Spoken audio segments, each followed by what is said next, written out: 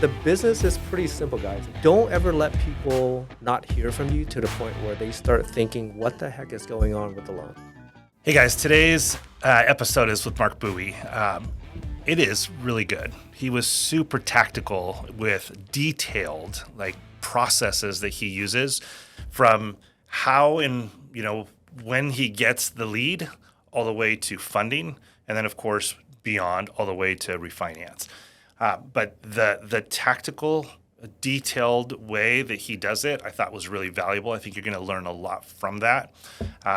He also talked the value about switching from banker to broker and how much more money he can make and even how much more ability you have to grow your business. So I think you're really going to enjoy this episode. This is Marc Bowie. Hey, everybody, this is Dino from The Way Podcast, and today we are here to empower, equip, and educate you the way loans should be done by the very best in the business. And today I got Marc Bowie.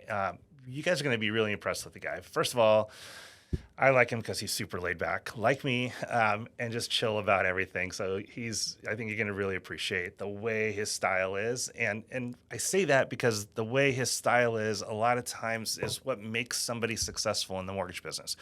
When we try and be somebody we're not, that's not what relates to the clients, right? I always believed like attracts like. So be me. Those kind of clients will like me. I'll double up on those clients because they'll be referring me, and that's how we end up growing our business. So today, Marc Bowie from Arbor Financial is going to be giving us the playbook. So Marc, welcome. Thanks, man. I appreciate you having me on the show. Yeah, of course. So, dude, you've been in the business a long time. Yep. Almost as long as me, but you're like almost a decade younger than me, which means you started when you were like a baby. Yeah, it started when I was 19, 20. Yeah, transitioning. And 19 and a half. Who even trusts a 19-year-old at that time with the mortgage? Or did you start in operations somehow? No, I started as a loan officer. So right out of high school, I applied for UCI, got accepted. During that summer, I found out that my financial aid didn't go through. So I decided to get a summer job, and I was really into cars back then. I mean, I still am, but like a lot of my friends were racing Hondas, and I'm not a mechanic, but I wanted to be involved in Honda somehow, some way. So I ended up calling some dealerships, got an interview, and Working at Honda? working at Honda on Beach Boulevard. No way. Yep, All right. Honda World. And that was my very first sales job. It was supposed to be like a summer job, right? First day, man, I sold a used Honda Civic, and I made $600 within a matter of a couple hours. And I just got hooked. I'm like, oh, I'm not flipping burgers. Yeah, so fast forward a year later, my uncle bought a car from me, and he said, hey, dude, I think you'll do really well in the mortgage industry. You should come interview with my boss. So I did that. It was a company called First Plus Direct. We did 125 loans. Yeah. Dan Marino was our spokesperson. Yeah. It was a big deal, right? I think DieTech at that time was our closest competitor, and they were probably a 10th in size. Okay. So, and real quick, for those of you that weren't around that long ago, these 125s, what that meant was that we were giving out seconds that were not a 90% loan to value like you might be used to, or a 95 on a good day, not even 100. We were going 125%, right? 25% over what the value of the home was. So we were giving these seconds out, but we were charging, 10 points? 10 points. You had to do 10 points at the company. If you couldn't charge 10 points, then, not only did all the guys in the cubicle aisle call you weak, but then the loan gets transferred to the closing department, where they would close at 8 points or 9 points. Okay. Yeah. Got it. Yeah. So I'm guessing that was kind of the very tail end of it, though, right? Yep. From time-wise. Yeah. So I was there for about a year. Hated my life. I was making money as a 19-year-old kid, right? Yeah. But I worked 12-hour days, 6 days a week. I didn't see my friends.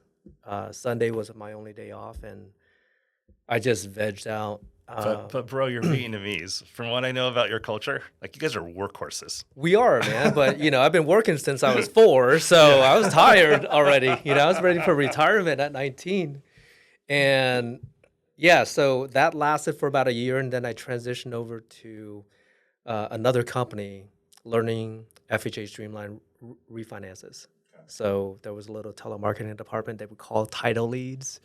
And if they had a fresh one, they would pass it on to the LO, So I did that. That's when I had to learn how to do first mortgages, ran with that for a couple years, and then I transitioned over to American Home Loans. They had a net branch operation, and I joined a branch that was cultivating internet leads, still doing 125s or second mortgages and refinances, but these guys figured out how to get internet leads, right? They were like really techie for the time.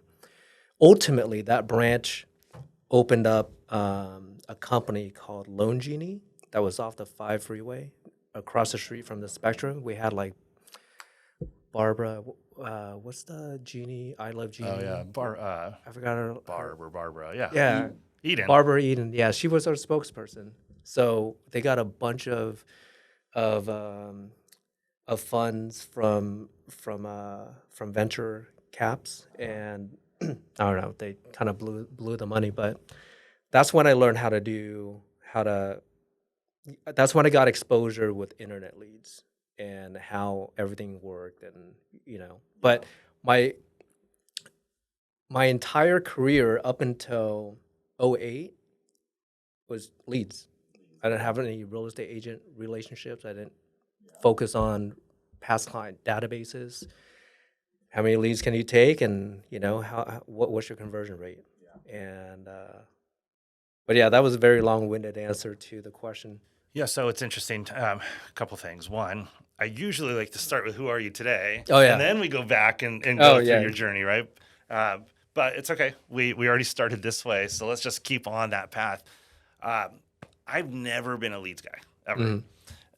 I tried cold calling for a period of time, and it worked. I mean, I made money doing it, right? It was the first deals I got, but I just absolutely hated it. And I don't know if it's because of my heritage. I'm Greek. We are like the biggest people you can ever imagine, right? All we want to do is sit down and eat with you and have fun with you, right? And it's my personality to do that. So it took longer for me to start making money, like 6 months, and going broke during that period of time. But it was like laying the groundwork, and then those relationships happened, right? And I asked you that question, like who would even trust a 19-year-old? I guess when you're doing a lead gen, nobody even has to know you're 19. But the way I started, I mean, you had to trust me. It was the only way I could get business is you had to trust me, right? And it was face-to-face. I went to all the realtor parties, the open houses. I did all the stuff you can imagine. And I had a really great friend, one of my best friends from college. He was already a realtor. And I'm like, well, he'll get me business, right? He wouldn't give me any business.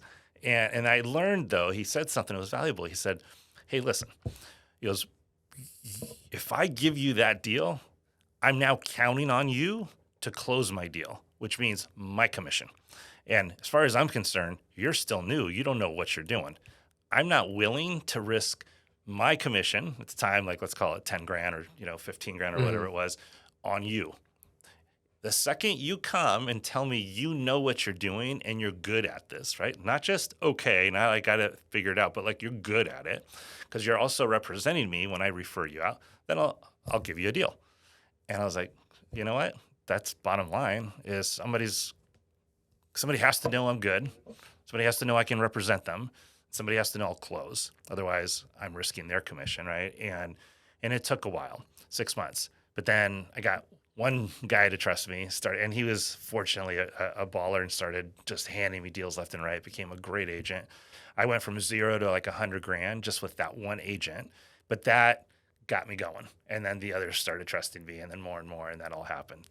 So in your case, right, like I'm curious, in 2008, everything got flipped upside down, right? And leads changed. I mean, they didn't really exist for a period of time, right?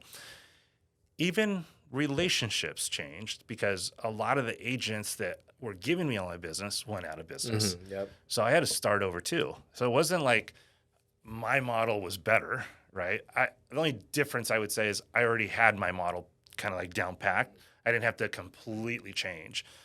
I'm really curious in your model or like going from leads to relationships. What did you do? How did you do it? You're a little bit older. You're a lot Yeah. wiser. You already know how to do loans.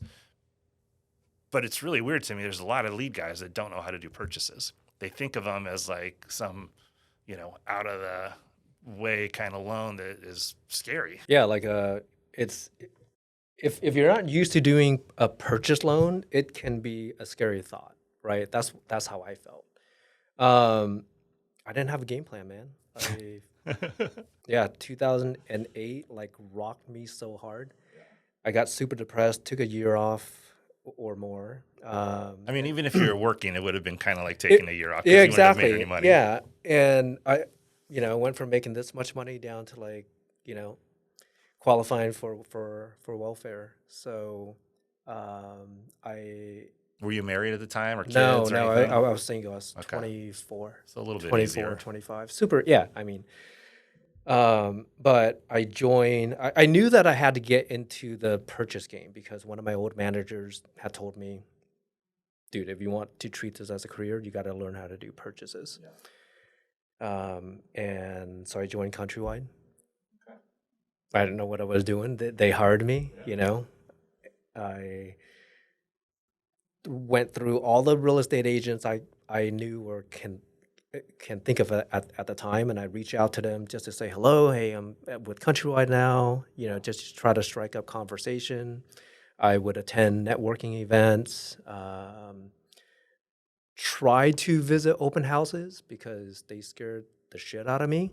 I don't know why, but that back then, like, without any volume or any real experience with purchase loans, real estate agents just scared the crap out of me. I remember, like, I can't even tell you like how many open houses I rolled up to and not walk in, right? And just driving like to get coffee or Yeah.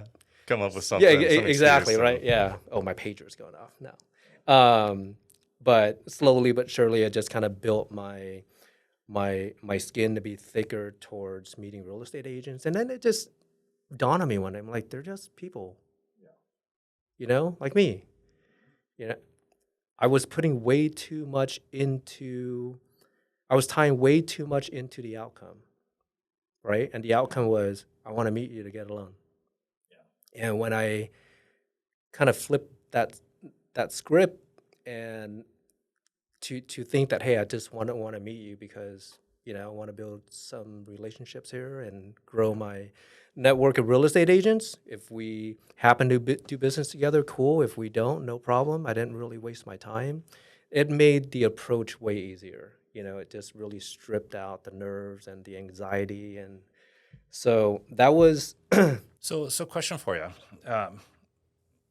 It sounds from what you just said, it sounds like it was a mindset shift. Was there ever a time where, financially it was just so bad that you just didn't have a choice? Like you just had to step up and do something, otherwise you wouldn't have any money? it was really bad financially. Like I lost not I did very well from like 19 to 24, 25, right? In the mortgage space. I got to the point where I ran like a small little net branch for a company. I had guys working under me. We were buying lead. I was fine, and I had saved up a bunch of money. Did what I thought was right investments, and '08 basically took Wiped away everybody out, yeah. everything, and that was a big reason why I became so depressed. But I remember having $60,000 in a SEP IRA account because my CPA had forced me to put money To aside save to money for save in taxes, yeah. taxes. So I ended up pulling out half of that just to cover the negative, if you will, during those couple of years. So, and I shed every possible bill and expense that was not needed. So I lived very frugally. I owned a townhome at that time. I got a roommate, so I figured it out from the financial part. I mean, I wasn't like balling and going to Ruth's Chris or Mastro's or anything like that, but I basically learned how to live within my means very quickly.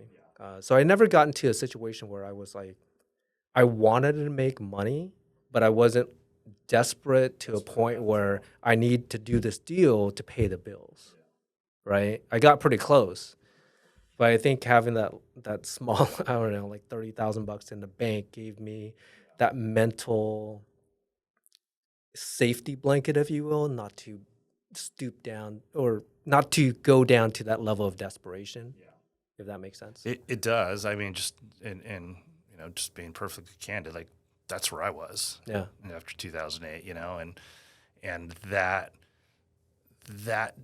desperation can do two things to a person, right? Either it just makes them completely bury their head in the sand and go away and not like just be numb. I did that. Yeah, or it makes them step up. Yeah. Really big because they have no choice, right? And sometimes, when I'm looking at hiring people and I see new people, it scares the hell out of me when I see them like that because they I don't know which direction that's going to be for them. And a lot of times when somebody's broke, they're too preoccupied with being broke as opposed to trying to get out of it and make it better. But sometimes that right person, that drive is so strong that they won't rest until it's done. Right. Right. And fortunately, I turned into that at a time. But I had, 2 little kids and all sorts of stuff happening, But don't get me wrong, I got numb for a little bit, I mean, it's too hard to take in sometimes. Yeah. When it got to that level. And even all the investments, right? Like I also did everything I thought was right. Had investments, had the SEP IRA, had stocks, and because of what we did for a living, had a lot of real estate. And who knew? Every single one of my investments would go away. Right. Like, man. So whenever somebody complains now, I'm like, business may have been bad for a little while, but at least there were still loans to be had out there. Exactly. And even more importantly, at least your house went up in value. Like Right. It skyrocketed. And you're sitting on 2%. Like, yeah. Like, thank God for that, Yeah. right? If you had lost everything and you couldn't make any money, that's when life is pretty miserable. Right. So anyway, so let's get past that, right? So I'm really curious because there's a lot of people that are listening that some of them are new. I know that, and they're trying to figure out how to do this. And by all means, they have they have 2 paths. They can either go down the leads or they can go, down the path of forming relationships. And my old coach used to say, he's like, stop picking all the fruit off of these trees. That was leads, right? And he's like, start planting the trees. That's what you got to do. He goes, if you want to be successful, the best time to plant a tree was 20 years ago. If you didn't do it then, it was 10 years ago. If you didn't do it then, it was yesterday. If you didn't do it yesterday, it's today. Plant the damn tree. Yeah, right. And you will see. All you got to do, he said, you got to get past the first few years with farming, and then the tree plants its roots and grows and gets strong, and then it just keeps producing, right? And that's where it's like I try and tell everybody, plant your tree, nurture it early on, and then after that, you'll see you can go pick your fruit whenever you want. All right, so in your case now, when you started going to these open houses, you started doing these things, you got over your fear, what was the next step? What happened after that? Because I know it doesn't just turn overnight. Getting really good at loans, getting really good at understanding guidelines, getting really good at knowing all the different products that were available to me at that time, so I can at least speak to them, to my agents that I was working with or the agents that I was trying to get attention from, right? Yeah. So really understanding guidelines for me was very important because I quickly became the guy that can solve problems and figure things out, whether that's a good thing or a bad thing, I don't know, because I got a lot of shit files, right? But once they understood that I was not only somebody that originate loans, but somebody that can think outside the box, understand guidelines, solve complicated lending issues. That's when I started really gaining momentum. And out of curiosity, were you pinpointing a farm or an area Yeah. that made you Yeah, comfortable, yeah, or yeah. were you just everywhere? I was kind of everywhere.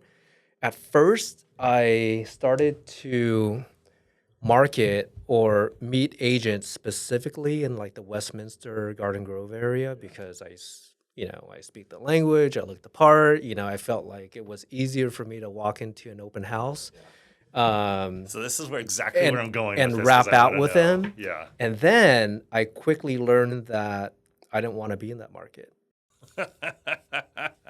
Okay, I love my people, but we're born negotiators. Yeah. You know, It's in your blood. it's Like, in yeah, you're never exactly. going to say okay the first time. No, Yeah. like, hey, you get a 3% 30-year fix at no point. So like, no, I want two, right? Yeah. And I want to kick back. Yeah. So I quickly learned. I mean, not all are like that, but I say a good majority of them were at the time. So I started to shift market out of the Little Saigon area, and I went after Irvine and Yeah. Yeah, Tustin. you're just Exactly. changing cultures. Exactly, right. Changing dialogue. But I will say this. I stayed away from jumbo loans. I didn't like them. I didn't want to learn them. Okay. My bread and butter was the conventional or conforming high balance, FHA, VA. I understood the guidelines. They were very predictable because all you needed was an AUS. And as long as you input accurate data, you're going to get accurate results, right? With jumbo, you can input accurate data. And if the underwriter doesn't feel it that day, you're not going to get accurate. So, it's funny for me. I started off doing a lot of jumbo loans because when I first started, I specifically picked Newport Beach, and I specifically picked Fashion Island. Like, that's where my office was. And I figured, if I'm going to do this, I might as well make twice as much on a loan, right? Yeah. And all was great up until 2008, and then everything changed. And I had never even done an FHA loan in my life prior to 2008, just never my market, right? But I had to learn how to do all that stuff. And then eventually I worked my business back up and got really busy. And I realized, if I want to do more business, I want to have a better life, I have to get somebody else to start doing certain things for me. And then I ended up with this team, right? And now all of a sudden, I was able to go do what I do best, which is not necessarily outside of the office, but talk, right? Yeah. I get to go talk to people. I get to go create relationships. I also did all the first-time consultations. I also did all that stuff. But somebody else managed everything from the time those loan docs showed up. I barely ever looked at them or touched them again, unless it was a jumbo deal, because everybody had gotten so used to AUS, because it was new at that time, right? And a lot of times we didn't even need tax returns, right? You can look at a pay stub, figure it out. All that. But once it came time to a jumbo, my team didn't really know how to do it, or they were scared. And I had to go get involved because of that. So I actually, and it's a combination of things, but I had my fourth kid. And I kind of started freaking out for the first time ever. It wasn't in my nature to freak out, but man, we just came off of 2008. I lost all my money. I'm working my tail off, but I had a fourth kid now. And I was just like, oh my gosh, like, how is this all going to turn out? And I made a conscious decision to go back to first-time home buyers.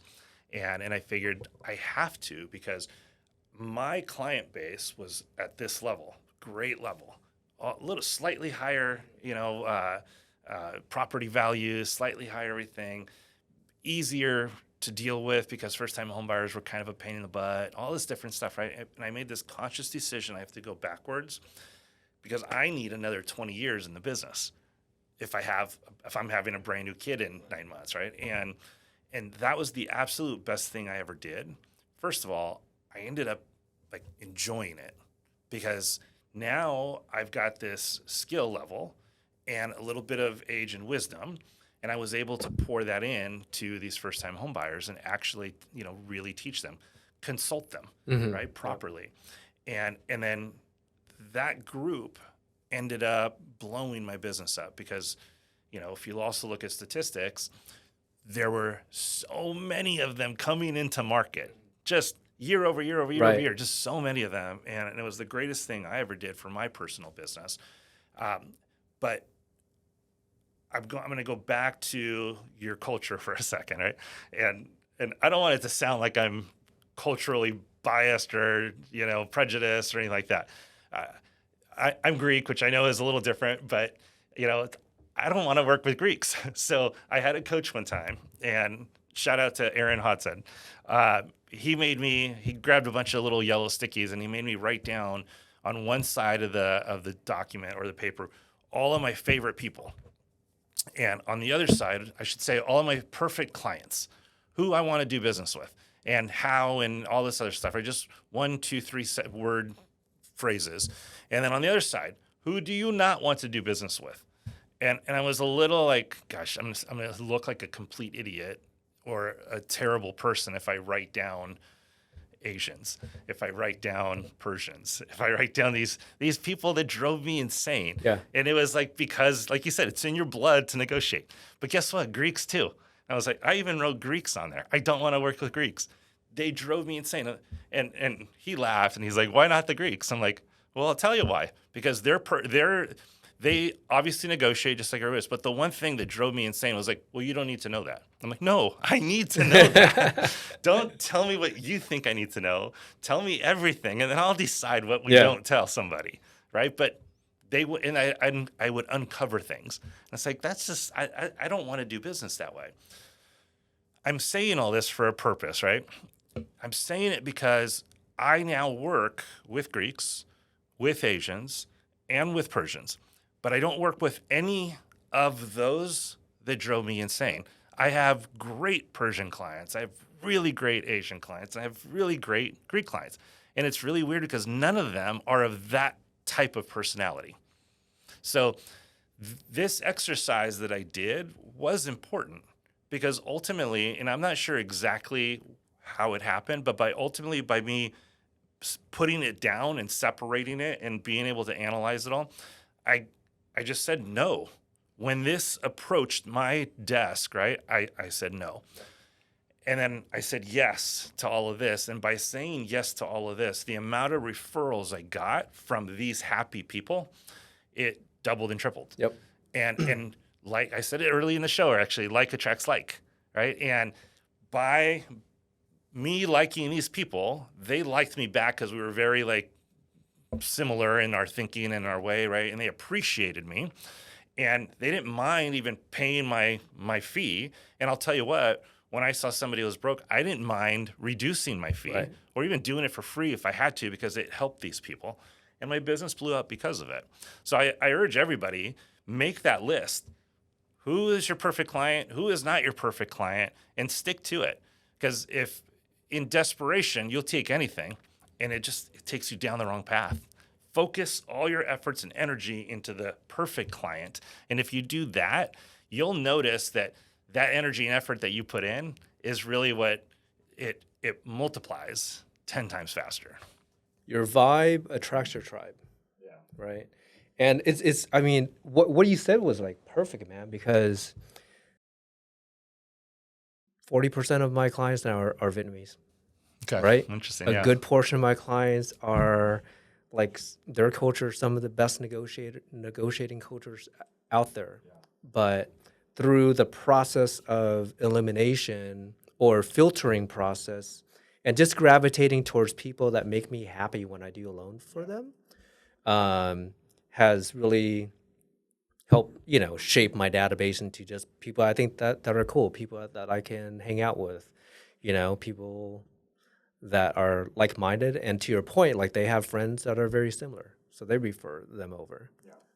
And we have a lot of fun working with them. Yeah, that's exactly how you grow your business. So how to grow your business, let's talk about that. Yeah. What you did back then, right, versus maybe what the market's like today. I know, you've been in so long, you probably don't have to go out and hustle anymore. I don't go to open houses. I don't do any of that stuff anymore. But are you... Let me see how to phrase this question. Are you even actively hunting anymore? Yeah. because some people get to a point where they don't even really hunt anymore, or it's a like I'm not producing anymore. But in the last several years that I was producing, my hunt was different.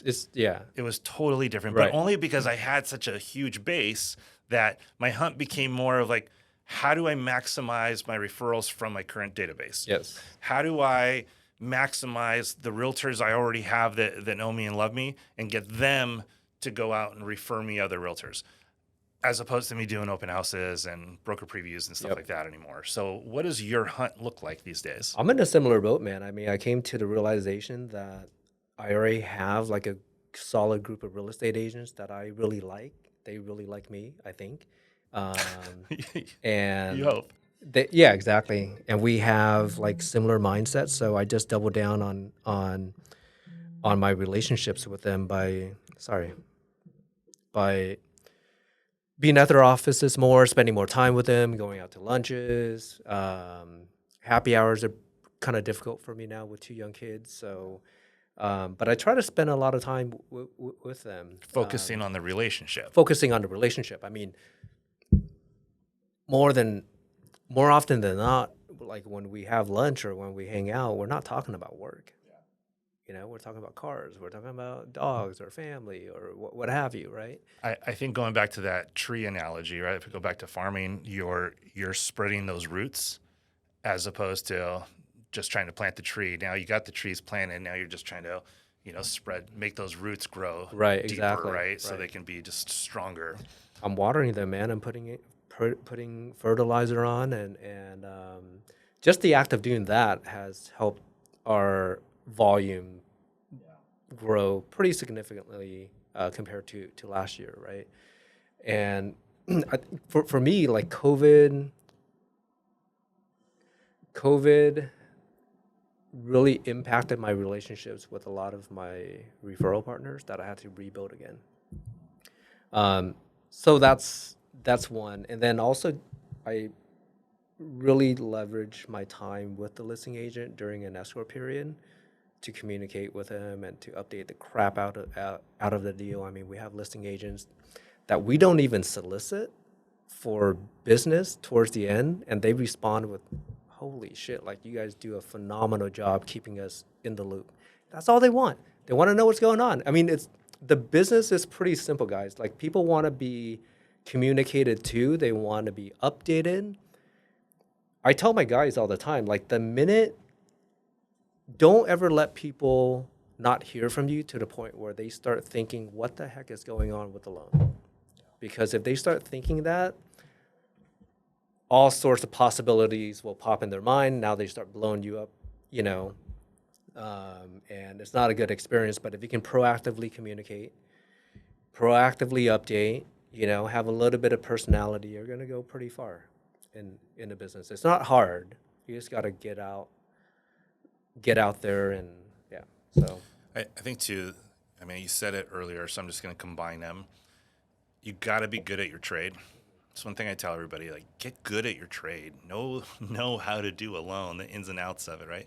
And then put it aside and let somebody else actually do it. Because if you get stuck doing it all the time, you're never going to actually Right. grow your Yep. business, right? So let somebody else do it, right? Be part of a team in that way. And then go out there and be a professional marketer. Be good at getting your phone to ring. Because if it doesn't, then it doesn't matter how good you are at doing loans.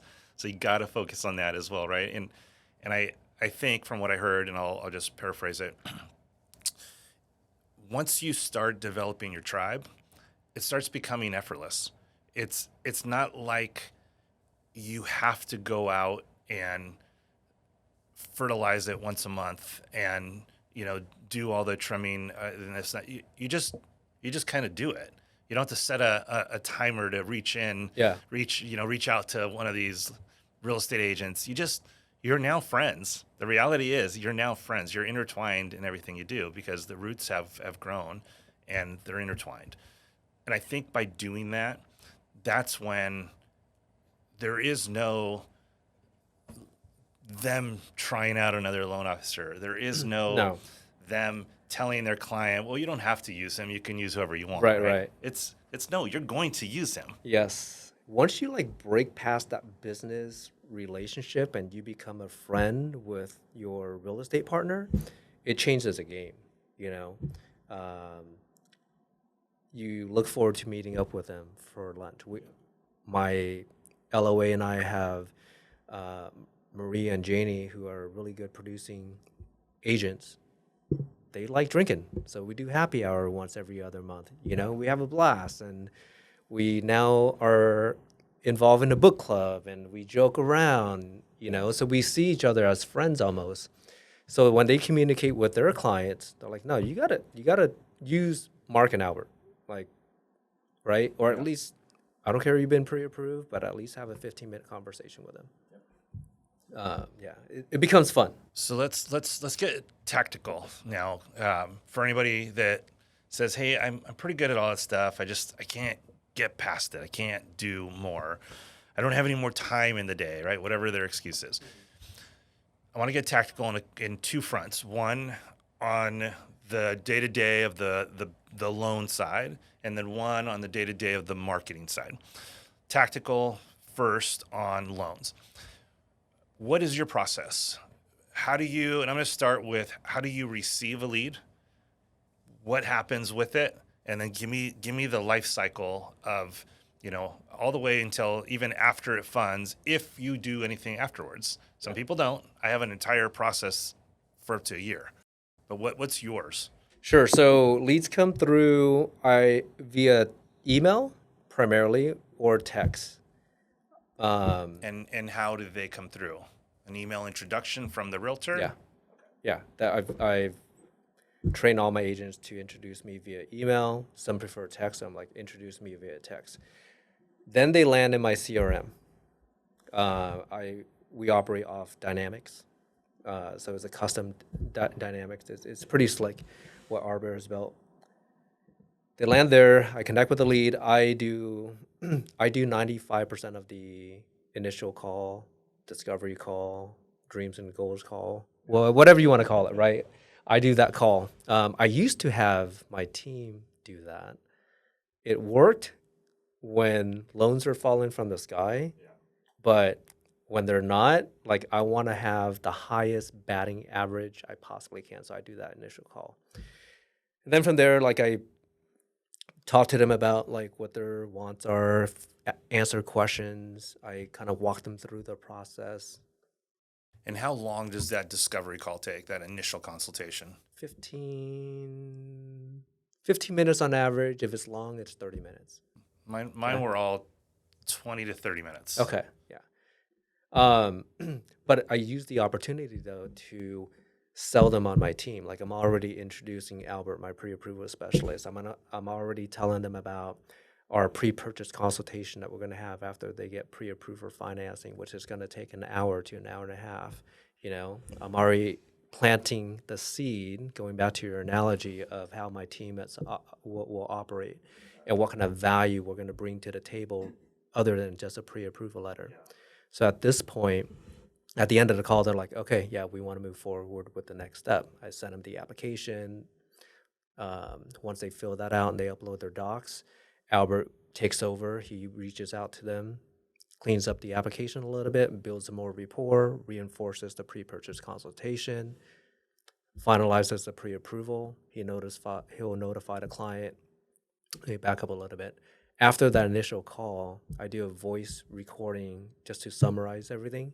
I send it over to Albert, and I copy the referral partner in case there's some bits about our conversation that they might find useful. Albert pre-approves the client, notifies them via email. There's a link for them to schedule the pre-purchase consultation with me. We update the real estate agent. They schedule the call. If they don't, we follow up until they schedule the call. But 95% of the time, they schedule the call within the first few days. So then I take the opportunity on the consultation to go over their pre-approval. I teach them a little bit about supply and demand. I teach them how interest rates work at a very high level, so at least they know, right? And we run rent versus buy analysis through Mortgage Coach. And I say, hey, like, my whole goal with this consultation is to provide you with the education and the information you need to make good decisions, right? Do you do this on Zoom every time? 99% of the time. If they want to meet in the office, we meet in the office. Yeah, guys, that's important because I'm going to go old school for a sec when we used to say belly to belly, right? Like we used to meet with everybody. I can't remember a time that I lost the deal when I actually met with somebody. And then eventually we stopped meeting with people a little bit more. So now we don't meet with people very often anymore, but that Zoom is almost belly to belly. It's almost like meeting with somebody. And the likelihood of you actually, sealing that deal up and not letting anybody else steal it from you is if you face to face and you connect with people. If you don't connect with somebody, I don't know why somebody would show any loyalty to you. Yeah, no, that meeting is pivotal for our conversion. Yeah, and to your point, like if there's a client that refuses to meet for the pre-purchase consultation and they go into contract, it becomes significantly more difficult to convert them. Like, no, I'm shopping with Chase or right, but if you guys aren't doing that pre-purchase consultation or some sort of a meeting with your clients, it's a big miss. So they go into contract. We get notified of a new escrow. I quickly will congratulate them. I'll work up a new TCA, update pricing, send out a bomb or video recording to go over their options. I'm like, hey, option 1, 2, and 3. I like this one the best. Here's your closing cost, payment breakdown. Rates are very similar to when we first met a couple months ago, where they have increased a little bit, but I sell a lot using video, and I send that thing over to them, and then I follow up with a call or a text, like, hey, I just sent over some numbers for you to review. Let me know if you have any questions. The next step is to lock in the interest rate and order the appraisal. 99% of the time, they will respond back saying we want to go with option 1, or option 2, or option 3. Very rarely do they have questions or balk, but yeah, from there, it's processing. I handle all the updates to real estate agents on a weekly basis. I used to do Tuesday status updates that I learned from the core. Now I update I was whenever. gonna say you must be a core guy. Now I update whenever the updates come in. Okay. Okay. And I figured something out. If I just keep the subject of the email the same, okay, and I retrieve that email and I just add to it, not only can I see the storyline, but it helps my updates in terms of speed. So I do that. My team handles all the client communication. My loan coordinator handles all the client communication, all the client updates, and then I'll check in every now and then. If there's a problem, I step in. But usually, like, a loan would go from the discovery call, man. I'm sorry. From the time they go into contract, I usually don't get back in until it's that funding phone call. And let me ask you this. I know the market dictates some of this, but how many days are your average closing? Is that 30-day escrow typically? We typically see 30-day escrows. We're closing in 3 weeks on average. Yeah, sometimes 2 if needed. So you could easily close in 2 weeks if you need to. Yeah. Let's give a shout out now to brokers, Yeah. just because I'm always trying to promote it, right? And there's a lot of guys that are in that banking platform, and my days these days are all spent recruiting, and I get a chance to talk to everybody, and I hear the difficulties, I also hear the fears, right? I hear the dreams, and it's mind-boggling to me how brainwashed somebody has been at a IMB where they have their own underwriter. But, we have our own underwriters. We have a little more control. I'm like, I don't know. I mean, how many underwriters do you have? And like for your group or whatever, right? Well, we have our underwriter. I'm like, all right, so let's just say rates dropped right now, like by a point. Would you or would you not have a boatload of brand new business that you would stay up all night doing because, hey, that's a big dollar amount? Then you submit it all at one time, And I go, how long do you think it would take your one underwriter to underwrite it? I mean, one day? Would you have it all back in 24 hours? Would you have to outsource now to other underwriters that you're not used to, that don't know you, that you have zero control over? And how long would it take? I mean, my guess is a week Yeah. to get all those back, right? Because you're not the only one that submitted a bunch of new loans. So did everybody else at that company. On the broker world, hey, we have how many different banks to choose from? And they have how many different underwriters to choose from? And the reality is they can scale a heck of a lot faster than you guys can. Even during COVID, I was closing loans in 15 days. IMBs were taking 2 months, 3 months, Try 4. 4. I was getting referrals Yeah. from friends that worked at those places because they didn't want to let down their longtime clients. I was like, wow. He's like, man, I don't even want anything. They've been clients of mine for, 15, 20 years. They need to be taken care of. It's like, oh my gosh, So being a broker is not a bad thing. Don't be brainwashed to think that you don't have any control. You have a lot of control. And the reason why you have a lot of control is because you, the loan officer, are the client. That's the beauty of being a broker. We are the clients of all of these different banks. And guess what? They're fighting for your business. They are fighting for your business. So think broker. That's all. Nothing against IMBs. There's a lot of great IMBs out there. There are.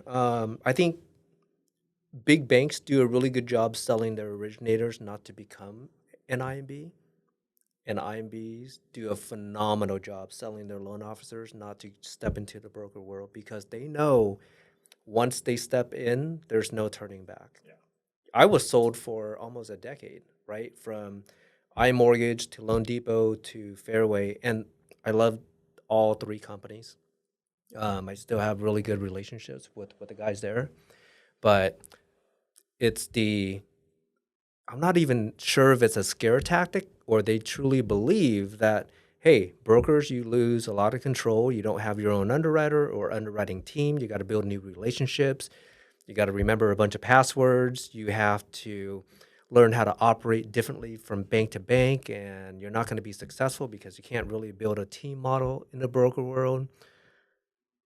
I believed it until I stepped into the broker world because my pricing was 100 basis points higher, at an IMB, right? So I got to the point where I'm like, okay, well, I have my comfy blanket on, I know everybody, but I can't sell a freaking loan for the life of me because they're leaving me for 0.25% even after I spend 30 days doing a PPC with them or a pre-purchase consultation. So I'm like, all right, let me just give this a shot.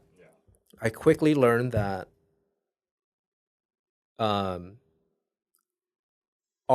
most of that was false, right? I had a ton of control. And to your point, like these different banks, wholesale banks, they want your business. The AEs, imagine a title AE, right? But from a mortgage wholesale company wanting your loans, right? And, courting you and whatnot. So if I think this is the place to be. I wish I would have done this 20 years ago.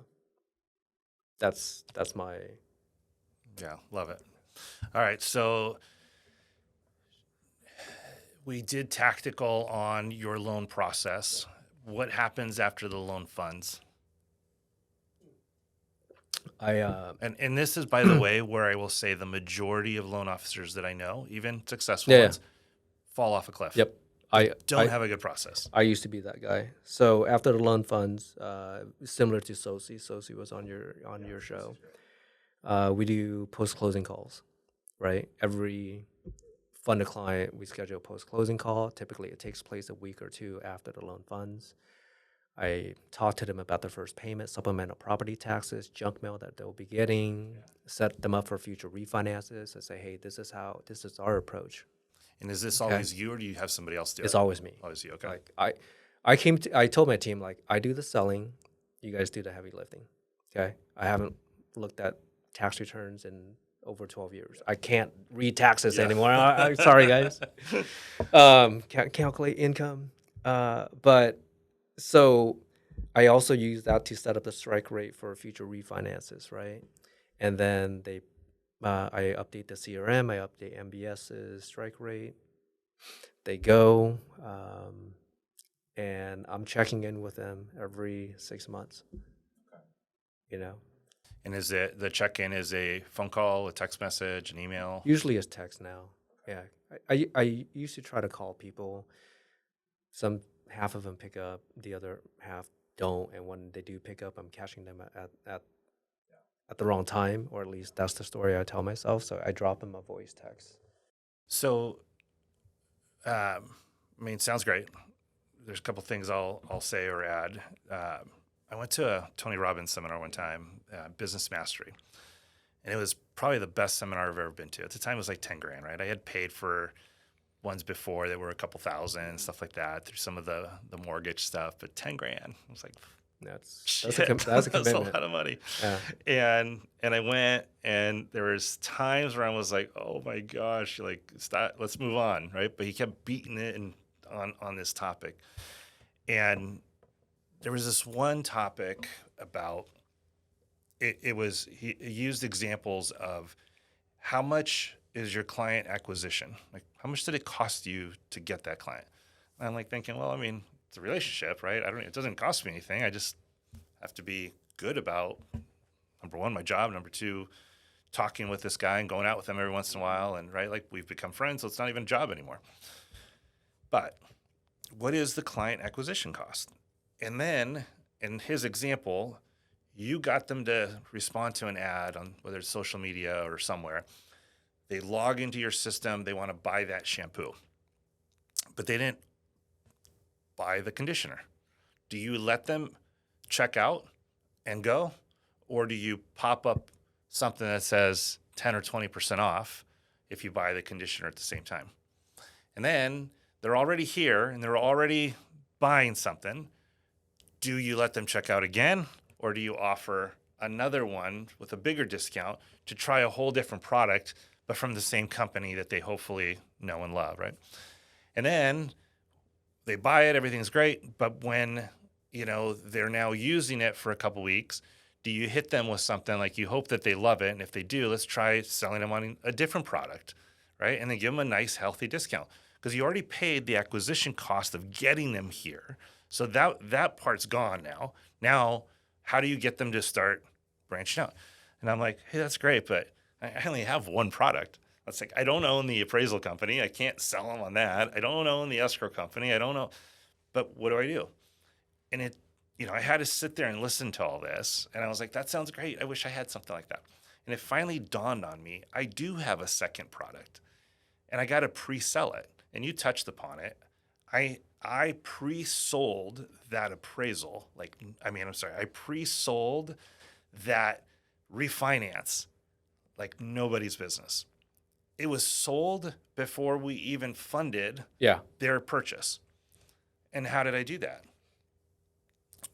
Similar to what you said, you go through all of these things, you explain to them, you educate them, right? And then you let them know that the opportunity will come one day. And it may not be right away. It may be in 6 months if we're lucky, but it may be in 12 months or 24 or whatever it might be. But we will be here ready for you when that time comes. And you've implanted in their head that when that rate drops, you're the only solution for that. Yes, they could go somewhere else, but they don't even think about going somewhere else. The experience was fantastic, and you already lined up and did the work for the refinance in their eyes. You already did it. I also pre-sold that future rental property that they're going to buy, and I also pre-sold, depending on their status, wealth status, I pre-sold that vacation home one day. And I'm in it for the long haul. So even if it took 10 years, I pre-sold it. It was super important. It made such an impact on my business that my refinances, like I rarely ever lost an opportunity to refinance because of that. Now, here's a little trick that worked great for me. And remember a long time ago, I said I went back to doing first-time home buyers. So this works exceptionally good with first-time home buyers. Typically, a first-time home buyer puts in, everything they got. They don't have much left over. And almost always, I saw this enough times, what do they do when the deal closes? They go to the furniture store and they get one of those credit cards with 0 interest, right? And then they have usually like 12 months or something like that. And people don't realize if they don't pay it off in that period of time, all the interest for the whole year comes in, and now you owe a boatload more. 6 months later, the rates drop. I'm ready to refinance you. But guess what? Your credit score now sucks because you're maxed out on this credit card. I can't get you that same deal I told you I was going to get you. One can look at it as an opportunity because now I'm going to refi you again. I'm going to get you out of debt, and then I'm going to refi you again when your credit score goes up. Right. But I really wanted to do the right thing, right? So I told them, listen, and I used Mortgage Coach, I'm going to give you option 1, lowest rate possible. These are your closing costs. You have very little money left over. And if I'm warning you, if you go buy that furniture and load up your house and owe $10,000, $15,000, your credit score is going to suck for a long time, and we might have a problem when the time comes. Or I can give you this option, option B, interest rate's a little bit higher. Your payment's about $100 a month more, right? Maybe $150, whatever it was. But I'm going to give you back $8,000 to help pay for your closing costs. You're going to take that $8,000. You're going to go use that and pay cash for the furniture. You're not going to go get in debt for it. If you need to charge a little bit, you can. But when that opportunity comes in 6 months to 12 months, I will refinance you. And keep in mind, by doing this, even if the rates don't drop, I have enough of a spread that I can refinance you for the exact same rate that I was going to give you to start with. Yeah. So as long as rates don't get worse, I will refinance you in 6 months, which my call was always on the 5-month mark. I always called on the 5-month mark because I figured, hey, let's get you teed up, and exactly after that 6-month EPO period is over, let's get you your refinance. And man, it worked like a charm. So all of this came because I went to that Tony Robbins seminar, and it was, what's your acquisition cost? And then how do you pre-sell them on the second product? And you do have a second product. It's the refinance. Yep. Right? Yeah. Take advantage of setting up that refinance early in advance. I mean, I'll sell the rate before the actual refinance. I'll sell the refinance rate within a couple weeks after we close on their purchase loan. Yeah. Right. And same thing. I use Mortgage Coach. I give them 3 different options. I'm like, hey, here's option 1, 2, or 3. Review this. Let me know what number you're comfortable with, what savings you gravitate towards. You can pick the lowest rate option on this analysis, but just know you may wait a very long time for that. So. Yeah. And guys, another thing just to kind of think through is, Mortgage Coach, I don't even know what it costs exactly right now, but I think it's significantly more than what I pay because I've had it for, I don't even know how long, for decades. But it's a tool. It's a tool that will make you money. Don't get to a place where you get so cheap that you don't use tools. A construction guy without tools is totally worthless, right? Like, you are self-employed. This is your business. Make good decisions. Get the tools that are necessary to help you grow your business. All right, moving on. Tactical on new ways of marketing. I mean, social media being one of them now, right? But how do you grow your business now? How do you use social media? And I say this specifically because I know you went deep into social media. In our prior conversation, you said you have a little burnout right now, which I totally get. But how does a loan officer use social media? I think social media is the new digital business card. That's one way of using it. That's one way that I use it. All of our clients follow me now on social. We make it a point, and if they're not following, it gives me an opportunity to reach out to them, right, to talk about it. But I use a platform to create a lot of content around educating the the the community and my database and my real estate partners on the things that I know about the industry, and also to entertain them too. So if you guys have a chance to like check out my page, um, that's a little Tell them what you're. selfless promo right there. But my handle on IG is at the Mark Bowie. And Bowie, by the way, Mark, first of all, is MARC, right? And then Bowie, BUI. Thanks, Dino. Appreciate that. Not everybody's Vietnamese, bro. Good. You can become my clients. But yeah, I take that was the premise that got me to going on social, right? That plus I was losing a lot of my real estate relationships during the time because I didn't do a very good job connecting with people. So I'm like, I want to get to the lead first. So I took what I knew and I started creating content, because a lot of people after our pre-purchase consultation, they would say stuff like, "Man, I wish somebody would have showed me that years ago," right? So I started teaching that, and then after my following count grew, I had old real estate agents reach out to me like, "Hey, we see you on social. You're doing great work. Can I buy you coffee? Can I buy you lunch?" It didn't. And same thing with past clients too, right? They're like, "Hey, we're loving the content." So it worked out well in that regard. And I think I started at a time where there weren't a whole lot of mortgage competition on social. Now there's a lot. Um, and I can't log in without seeing Soci anymore.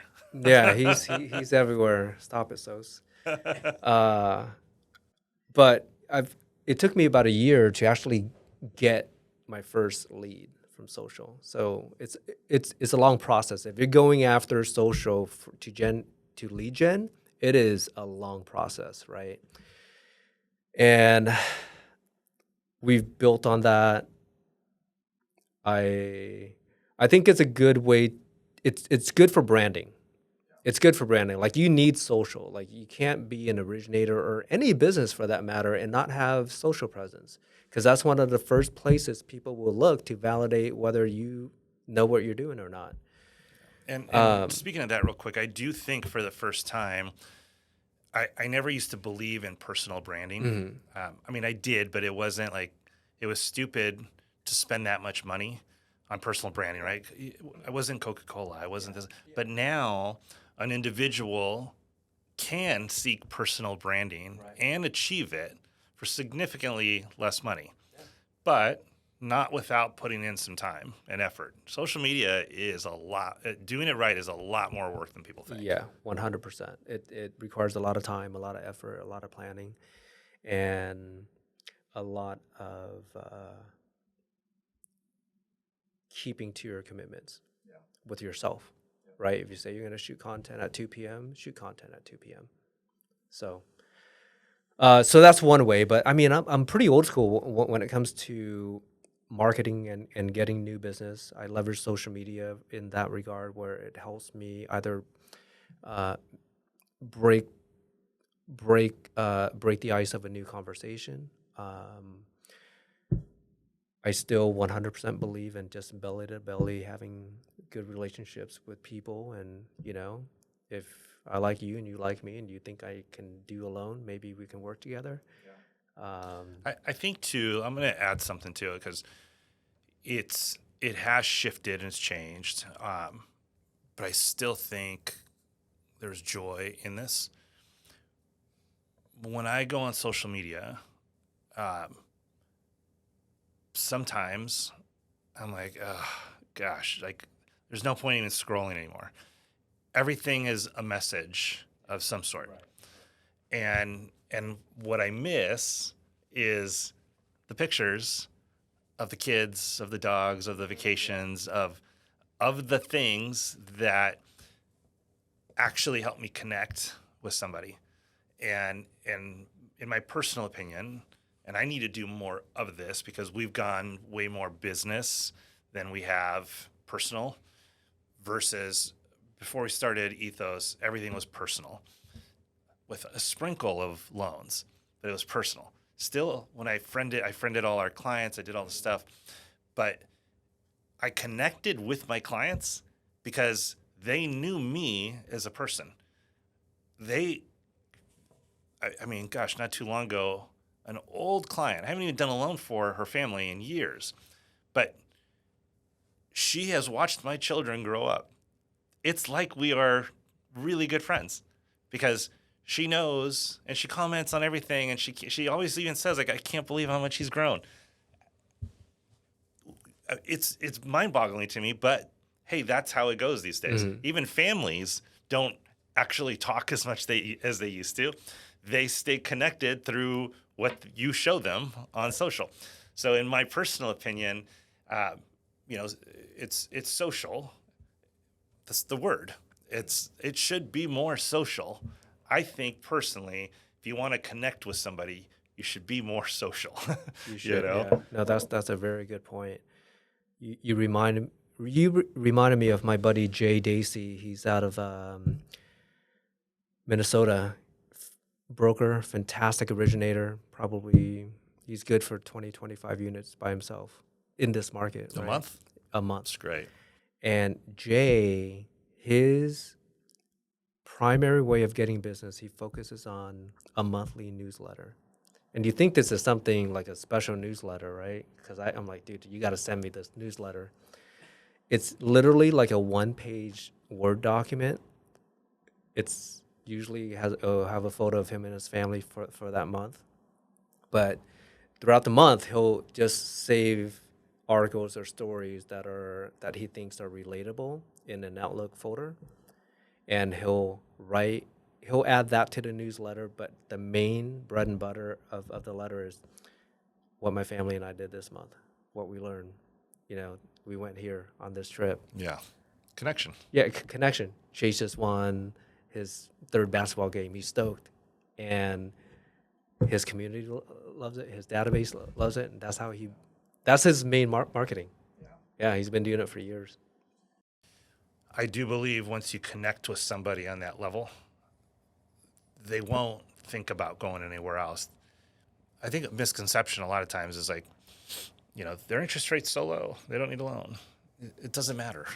Stay connected. Stay connected, exactly. Because you never know, stay connected because you like him, and it's a good thing to do, right? With people, I mean, I'd be lying if I said I stay connected with every single one of my past clients. Okay, some don't like to talk. That's okay, but the ones that do, they will become walking, talking billboards of you. And when you do business together, and when you do a loan for them, it feels like doing a loan for a family member or a friend. Let me ask you this question. We've gone through a lot of this stuff, but I'm curious now. If I picked you up and dropped you off somewhere in the United States, a decent market, right? Lots to do. You have all the knowledge you have. Your family's not around. In fact, you can't even see them until you close $100 million in business, no matter how long it takes. And you don't have a lot of money. You just kind of are getting started. But all your typical expenses are taken care of. You don't have to stress over rent and all that stuff. I just dropped you off, say, in Minneapolis, right? Or Indiana or somewhere. What's the first thing you do, and how do you get going? Just tell me what that first 30 days looks like. I would take advantage of the new kid in school status, right? And really hit up. I'll definitely hit up open houses as one of the strategies, just to get my name out there and shake some hands, right? But I would want to do some sort of a weekly or a monthly gathering of real estate agents, whether I'm hosting a happy hour of some sort. Maybe I don't have a lot of money and I make them pay for their own drinks, but I want to bring something of value. One of the things that we do really well is helping our real estate agents convert first-time home buyers, because a lot of people get sticker shock when they see their pre-approval letter and their new mortgage payment. So I'll definitely be teaching some sort of a class on that, right? And maybe add in some drinks and appetizers. But I remember when I picked up that strategy from the core when I was doing that, when I was hosting monthly happy hours. Dude, it was not only a fun event, but every single time we did one, leads would come in. Yeah. So When you don't have a lot of money, I know Mark's. Some of you might be thinking like, yeah, that sounds great, but I can't even afford to go out and buy 2 or 3 drinks for myself. How am I going to buy? Like, what if a lot of people show up? You can figure it out. you figure it out. You don't even have to buy all the drinks. Right. Exactly. Don't think Right. that the only way you can get them to come in is if you buy all their drinks, right? Don't think that at all. There's things you can do. If you really want, you can do like drink tickets and just everybody gets one, Yep. right? If you want to be generous like that, but you don't even have to do that. But you did say something that was important. It was like, what are you going to bring them that's of value? If it's drinks, that's not enough value. It's not. Right? And it's tied to a substance and finances. That's just like paying somebody for leads. What are you going to bring them of real value that is going to help them grow their business? And what is going to give you credibility? Being a fun, great guy at the bar, buying drinks, does not give you credibility. It makes you likable to certain people, but it does not give you credibility. Teaching a class immediately raises your credibility, level. Offering something to their clients immediately raises your credibility level. Giving them something of value that's going to help them grow their business, that's huge. Always be thinking, how am I going to help them grow their business? And if you can help them grow their business, yours will naturally grow. Exactly. Yeah. And that's why I bring up the whole first time home buyer conversion piece, because we have gained a reputation within the community now as a lending team that can help agents convert. They have a buyer that's on the fence about buying a property, they send them over. Talk to Mark and his team, right? Not only will they get you pre-approved for financing, but they'll educate you and provide you with the information too. And these agents know, like when I do the pre-purchase consultation with them, like the chances of them leaving the consultation excited and confident about buying a house grows exponentially. Yeah. So I don't teach agents that, but I will let them in to sit in on the meeting, so they can witness it. I don't have a favorite. Let me think about this. I would Come say on, you just said something about a book club earlier. Yeah, it's a lot of drinking with this book club. It's a lot of drinking. Richest Man in Babylon sticks out. Okay. Yeah. Comes to mind. How old are your kids? 11 and 7. All right, so I'll tell you what I did with mine. I actually read them Richest Man in Babylon. Yeah. This was a few years ago. They were about your kids' age. And it was a little bit of a hard book to really, right? Yeah. Because it's got the old language in a lot of cases. But every night I'd put him to bed and we would read this book. And then I made him a deal, right? Because it talks about your money. The money should be your slave, right? And your slave is always working, and that money is making you money.